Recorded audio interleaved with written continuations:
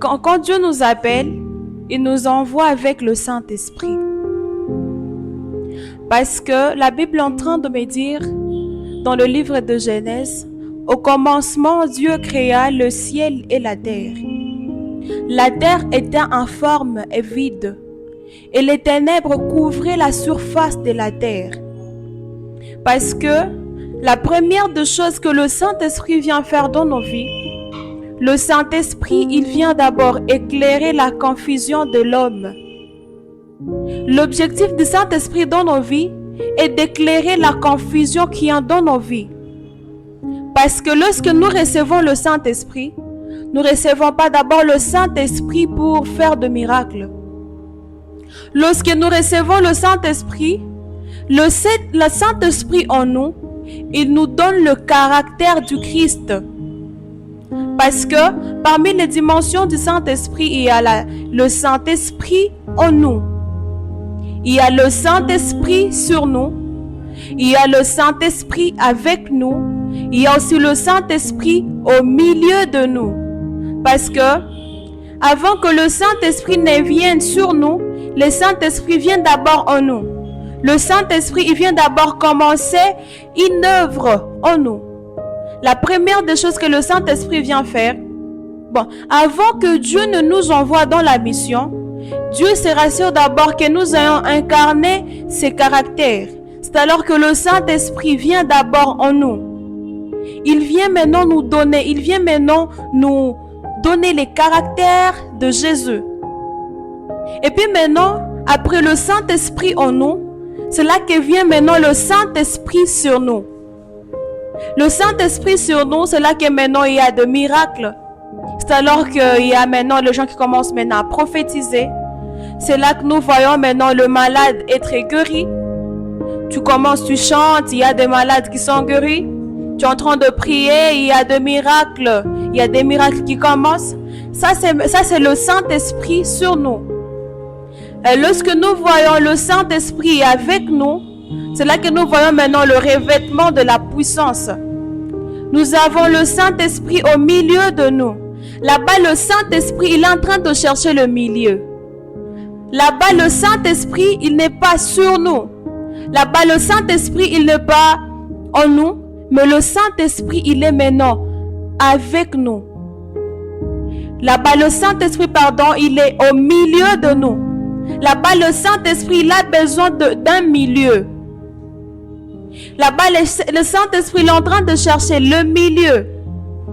Alors, vous savez, parmi les problèmes qu'a connu la terre, au commencement, la terre a connu un problème de la déformation. C'est là que la Bible est en train de me dire que la terre est informe et vide. Donc, la terre avait connu 3 problèmes. La première des choses, le premier problème qui est venu, la terre d'abord a été informe. La deuxième des choses, la terre a été vide. Et la troisième des choses, la terre maintenant a été sous le ténèbre. Et alors maintenant, lorsque le Saint-Esprit est en nous, le Saint-Esprit, il vient maintenant éclairer notre vie. Lorsque le Saint-Esprit vit en nous, le Saint-Esprit nous communique le caractère de Jésus. C'est alors que tu peux voir quelqu'un, tu vis, tu es en train de servir Dieu, mais quand on te voit, on voit vraiment que cette personne, c'est l'incarnation de Jésus. Lorsque nous recevons le Saint-Esprit, la première des choses, le Saint-Esprit, il vient d'abord donner la forme à notre vie. La chose que le Saint-Esprit vient faire, il vient donner la forme à notre vie. Parce que depuis le commencement, la Bible déclare que la terre est informe. Donc, par exemple, dans notre génération, a connu une déformation. Par exemple, tu peux vivre dans une famille où tu as tes parents, les parents qui se battent tout le jour. Et puis, quand tu grandis dans cette famille, tu grandis étant colérique. Il y a vraiment une colère en toi. Et puis maintenant, quand tu arrives dans la société, tu es vraiment colérique. Et puis cette colère est venue parce que tu es grandi dans une famille où il n'y a pas de l'harmonie. Et maintenant, ce sont des choses qui ont déformé l'homme. Parce qu'aujourd'hui, les problèmes, ce n'est pas seulement les démons. D'autres choses, ce sont deux choses que nous vivons tout le jour dans nos familles. Alors nous pouvons voir une personne, tu vis dans une famille où il n'y a pas de la joie. Donc tu vis dans une famille, peut-être que même ta naissance n'avait même pas réjoui à tes parents. Tu es né dans une famille, tout le jour ta maman a dit, mais non, mais pourquoi d'abord moi j'avais même conçu ta grossesse. D'abord tu es né dans une famille où tu es venu au moment où personne n'avait besoin de toi. Et maintenant, toi, dans ta vie, tu vis seulement le rejet. Tu as l'impression que personne n'avait besoin de toi. Alors, quand le Saint-Esprit vient dans ta vie, le Saint-Esprit, il vient te donner la forme. Lorsque le Saint-Esprit vient dans ta vie, il vient encore donner la forme à ta vie. Il y a quelqu'un d'autre, tu peux naître dans une famille. À l'école, tu es vraiment génie. Mais tes parents te disent vraiment, toi, tu es intelligent. Mais sur le côté de la beauté, vraiment, tu es nul. Et maintenant, quand tu arrives dans la société, lorsque les gens te disent vraiment, tu es jolie, vraiment, tu es belle, donc tu as l'impression que les gens se moquent de toi. Tu as l'impression que le monde se moquait de toi. Parce que lorsque tu es né dans une famille où personne n'avait jamais dit que toi, tu étais jolie, que toi, tu étais belle. Alors, une fois arrivé dans la société, tu as l'impression que tout le monde se moquait seulement de toi. Parce que lorsque quelqu'un vient te dire, ma soeur, mon frère, tu es jolie. Lorsque quelqu'un dit à ma soeur, vraiment, tu es belle. Mon frère, vraiment, tu es beau. Tu as l'impression qu'on était en train de te flatter. Parce que tu es né dans une famille, on t'a montré que toi, tu étais toujours laid, tu as été toujours laide. Alors, une fois rencontré le Saint-Esprit, il vient encore te donner la forme. Tu peux naître dans une famille où tout le jour, tu n'as jamais eu du temps avec tes parents. À tout moment, lorsque ton père arrive dans la maison, tout le monde part se cacher. À tout moment, quand papa vient dans la maison, il n'y a personne qui peut s'approcher de lui parce que tellement vous avez peur. Et puis, tu es en train de grandir, tu as une peur en toi. Même quand tu arrives dans la société, tu as l'impression que tout le monde pouvait toujours te faire peur. Alors, lorsque le Saint-Esprit te rencontre, le Saint-Esprit, il vient encore te donner la forme. Et lorsque la Bible est en train de me dire que la terre était vide, tu sais, lorsque tu as connu une déformation, tu perds directement l'essence. C'est alors qu'il y a une personne qui peut dire que moi, je regrette d'abord même pourquoi je vis aujourd'hui. Quelqu'un peut me dire même le jour de sa naissance, comme un jour Job a maudit le jour de sa naissance. Lorsque le Saint-Esprit te rencontre, le Saint-Esprit vient encore te combler de joie. Parce que lorsque tu as connu des déformations, ces déformations ont fait en sorte que tu n'as plus de joie, tu n'as plus la paix dans ton cœur, tu n'as même pas envie de vivre. Parce que vous savez, le bonheur dans la vie, c'est pas être riche, c'est pas avoir de l'argent, c'est pas avoir tous les biens du monde. Mais le bonheur dans la vie et le fait qu'on a aussi de la joie, on est en paix. Parce que si c'était l'histoire de l'argent, sinon même les riches ne pouvaient pas se suicider. Aujourd'hui, quelqu'un peut avoir de l'argent, mais n'a même pas la joie de vivre. Tu peux avoir de l'argent, mais cet argent ne te procure même pas de la paix. Tu as besoin de la paix que le Saint-Esprit lui-même doit te procurer. Lorsque tu reçois le Saint-Esprit dans ta vie, le Saint-Esprit, il vient encore combler les vides. Parce que la Bible déclare que la terre était informe et vide. Malgré l'information, malgré la déformation qu'avait connue la terre, la Bible déclare que la terre était vide. Tu sais, lorsque le diable déforme ta vie, le Saint-Esprit, il vient maintenant te donner la forme. Lorsque le diable déforme ta vie, tu sens qu'il n'y a même pas l'essence encore, qu'il n'y avait même plus de sens. Tu peux voir quelqu'un qui vit, mais tu sens que ta vie n'avait même pas de valeur. Parce que lorsque tu n'as pas la paix, tu vis seulement comme une personne comme une personne normale. C'est alors que nous pouvons voir des personnes, quelqu'un a de l'argent, mais tu n'as pas la paix dans ton cœur. Tu as perdu la joie. Il y a quelqu'un d'autre, le diable t'a déformé par la maladie. Il y a une maladie qui est venue dans ta vie. Il y a une maladie qui est arrivée dans ta vie. Les médecins ont dit que non, cette maladie est incurable. Et maintenant, tu es en train de prier tout le jour. Tu es en train de chercher Dieu. Mais tu n'as même plus la foi. Tu es en train de vivre. Tu pries, tu es en train de prêcher. Tu peux être même un serviteur de Dieu. Tu sers Dieu. Mais tu as tellement conscience du problème qu'il y a en toi.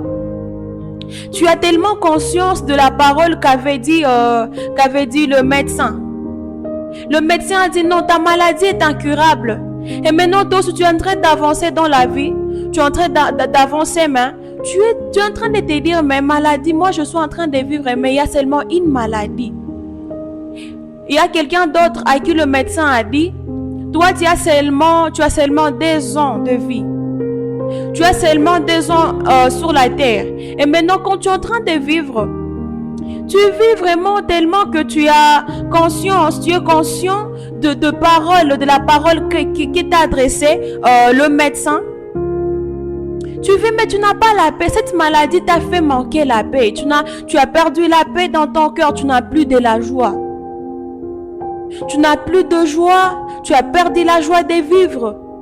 Tu es en train de voir que ta vie n'avait plus de sens.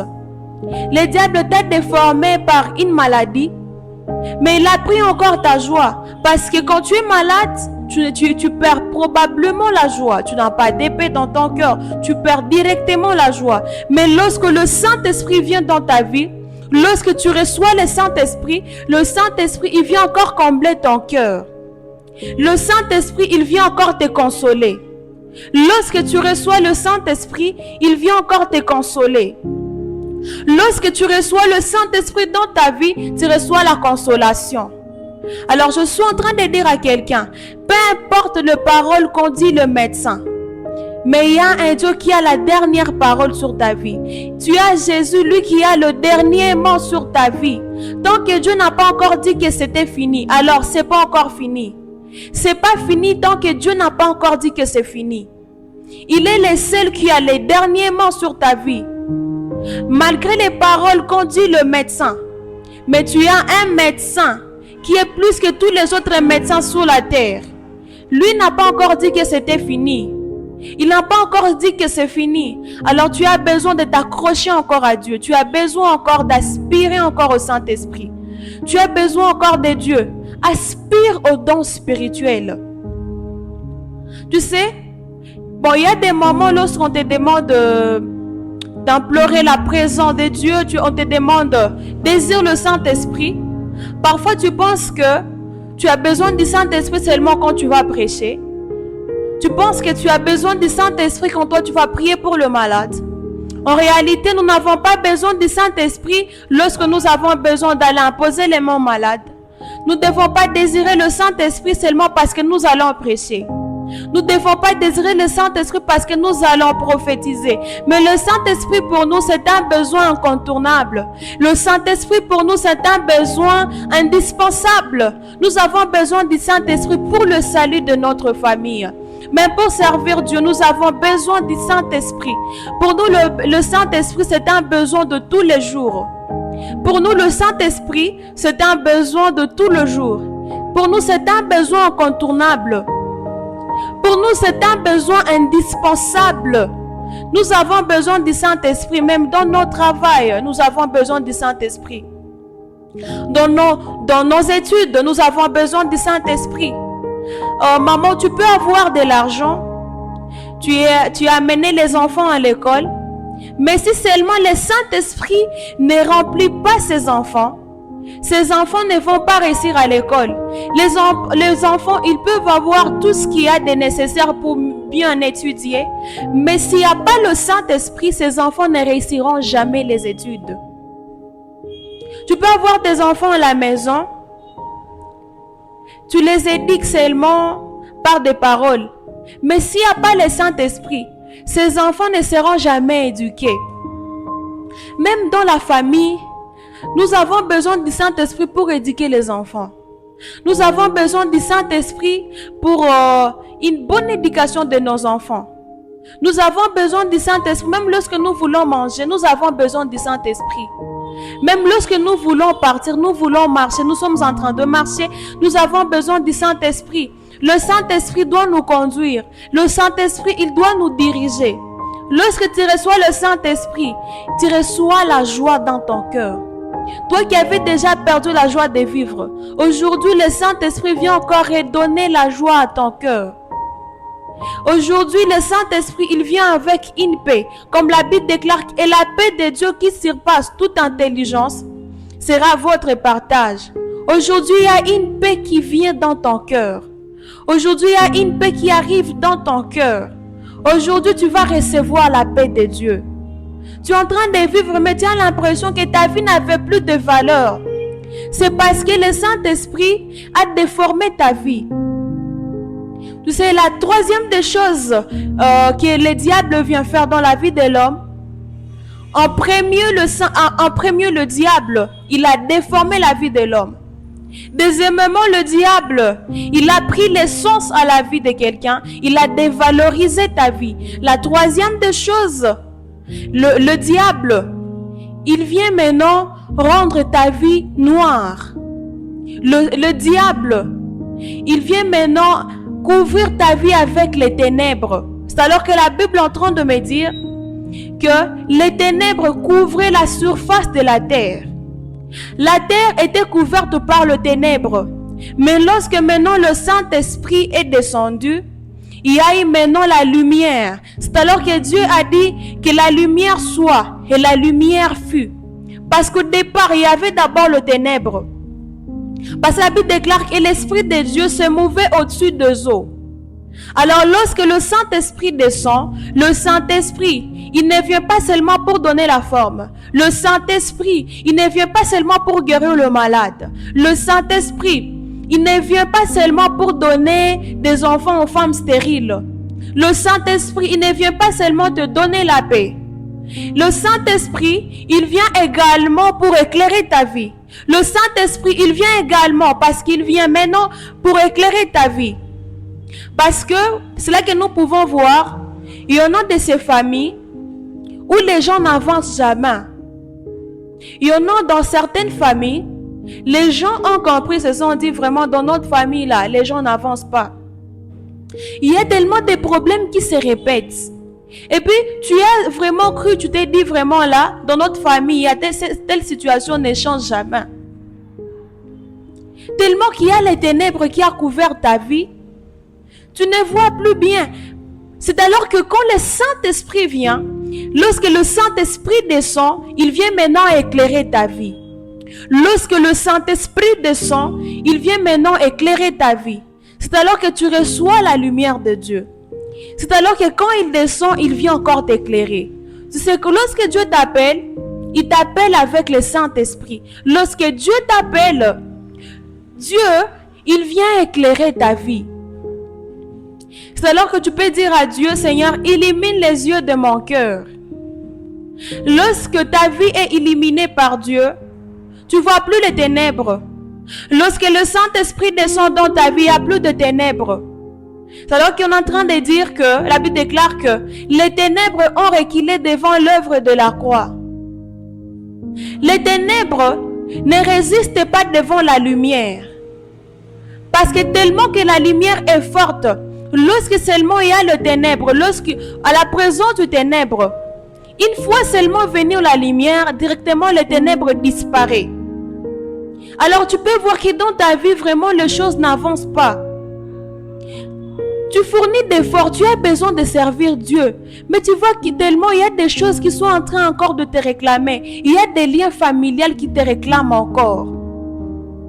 Tellement tu es en train de fournir d'efforts. Parfois tu te dis, aujourd'hui je veux prier. Cette fois aujourd'hui je veux prier. Mais il y a tellement une force qui est en train de primer sur toi. Il y a quelqu'un, il y a un esprit de peur. Il y a un jour un frère qui est monté à la chair, il a dit, il était en train de pleurer. Il est en train de dire, moi je ne comprends pas ce qui se passe dans ma vie. À chaque fois que moi je veux faire les examens, quand moi je veux passer les examens, il y a toujours une maladie qui entre dans mon corps. Il y a toujours une maladie qui arrive. Et puis, vous voyez que tellement cette personne avait envie de réussir, mais il y a un esprit de maladie qui a au moins pris le contrôle, qui maîtrise au moins son horaire académique. À chaque fois qu'il veut commencer avec les examens, il veut passer ses examens, il y a toujours une maladie. Il y a beaucoup de gens qui sont en train de souffrir. Il y a une personne qui a un problème avec une maladie. Tu ne comprends pas. Mais le Saint-Esprit, quand il descend, le Saint-Esprit, il vient encore redonner la forme à ta vie. Aujourd'hui, le Saint-Esprit, il est venu encore te remplir. Nous avons besoin du Saint-Esprit tout le jour. À tout moment, nous avons besoin du Saint-Esprit. Même dans la vie de sanctification, nous avons besoin du Saint-Esprit. Parce que il n'y a pas de sanctification sans le Saint-Esprit. Parce que c'est le Saint-Esprit qui sera en train de te dire ne fais pas telle chose. C'est le Saint-Esprit qui sera en train de te dire marche de cette manière. C'est le Saint-Esprit qui sera en train de te dire tu ne dois plus parler comme tout le monde. Lorsque le Saint-Esprit te rencontre, il change même ta manière de penser. Lorsque le Saint-Esprit te rencontre, il change ta manière de faire. C'est alors que lorsque Paul ne pouvait plus bien voir, le Saint-Esprit avait déjà aveuglé Paul. Donc Paul ne pouvait plus voir comme il voyait avant. Si dans les mots tu étais aveuglé, une fois venir dans la présence de Dieu, une fois rencontrer le Saint-Esprit éclaire encore ta vision. Le Saint-Esprit, il vient encore éclairer ta connaissance. Lorsque le Saint-Esprit t'influence, toute ta vie change. Tu le vois sur tout le plan. Tu es en train d'échouer à l'école, c'est parce qu'il n'y a pas encore le Saint-Esprit. Tous les jours, toi, tu es en train de chercher les boulots. Mais à chaque fois que toi, tu trouves un boulot, on ne te donne jamais ton salaire. C'est parce qu'il n'y a pas encore le Saint-Esprit. Tu es en train de vivre. Mais tu vis seulement, tu as seulement de la peur. Quand tu es en train de vivre, tu n'as pas d'assurance. C'est parce qu'il n'y a pas le Saint-Esprit. Quand le Saint-Esprit est là, tu as vraiment de conviction. Quand le Saint-Esprit est là, tu as de la joie, tu es courageux, tu es zélé. Parce que c'est les ailes qui te poussent maintenant à servir Dieu. C'est les ailes qui te poussent maintenant à manifester les choses que Dieu a déposées en toi. Parce que tu peux avoir de potentiel, tu peux avoir tout ce qu'il faut pour avancer, mais si une fois tu n'as pas du zèle, tu ne pourras rien faire. Les ailes nous poussent maintenant à produire de fruits. Quand toi tu n'es pas zélé, tu auras seulement la connaissance, mais il n'y aura pas de fruits. Alors le Saint-Esprit, quand il descend, le Saint-Esprit, il vient combler notre vie.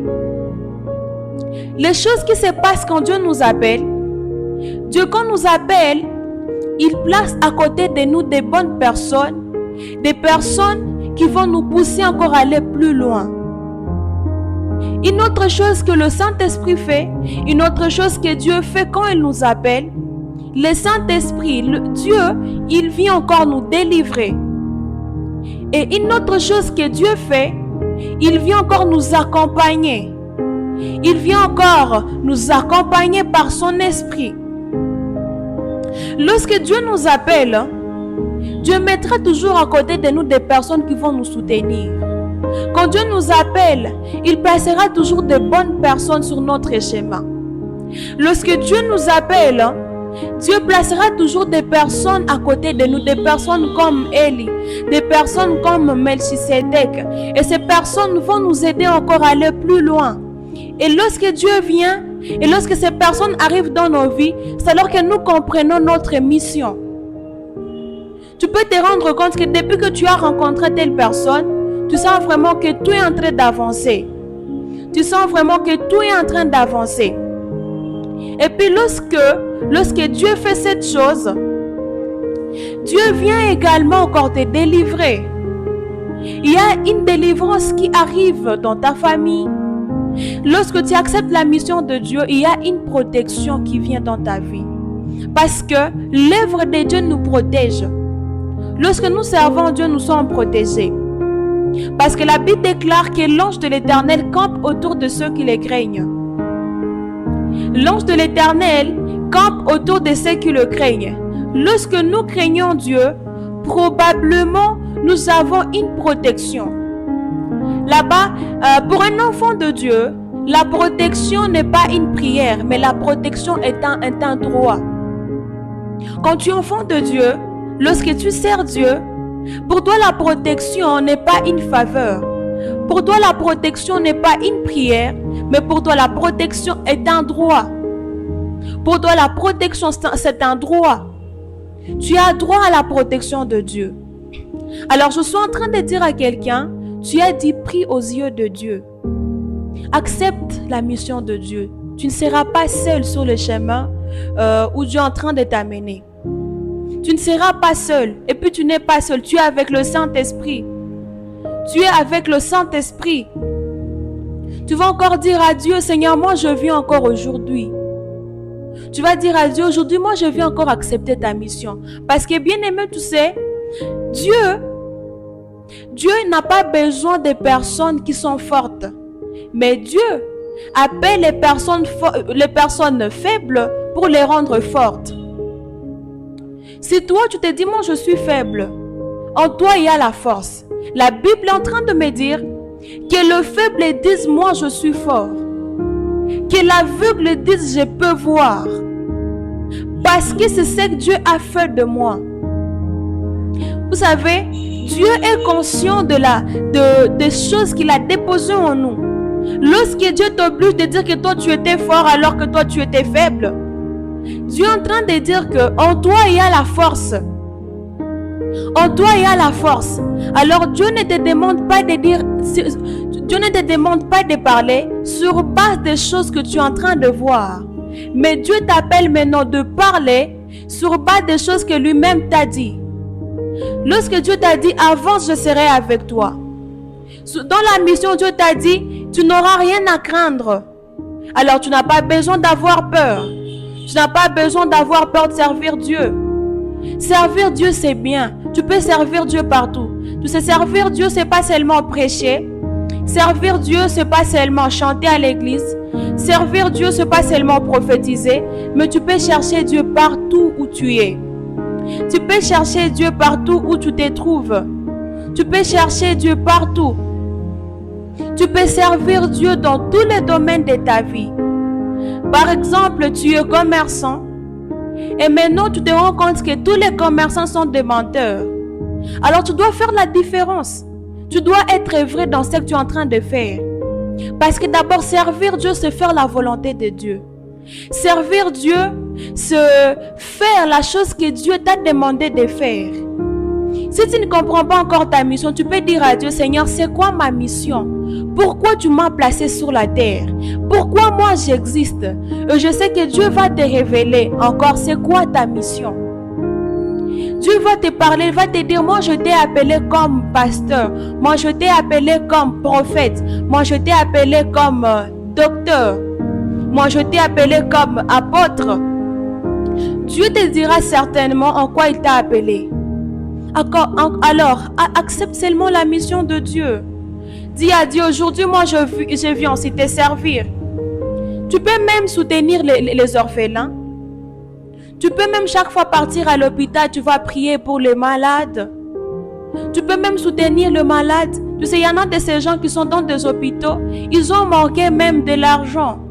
Ils sont encore là-bas parce qu'il n'y a pas de l'argent. Alors toi, tu peux même servir Dieu avec ton argent. Tu peux servir Dieu avec ton argent. Tu peux servir Dieu partout tu es dans ton travail, tu peux servir Dieu. Il se peut que tu n'as pas le temps de partir à l'église, tu ne trouves pas du temps de servir Dieu comme pasteur, comme évangéliste, comme prophète. Mais tu peux servir Dieu partout où tu te trouves. Tu peux soutenir les gens avec ton argent. Tu peux encore parler de Jésus partout où tu es. Tu as besoin de Dieu et tu dois servir Dieu.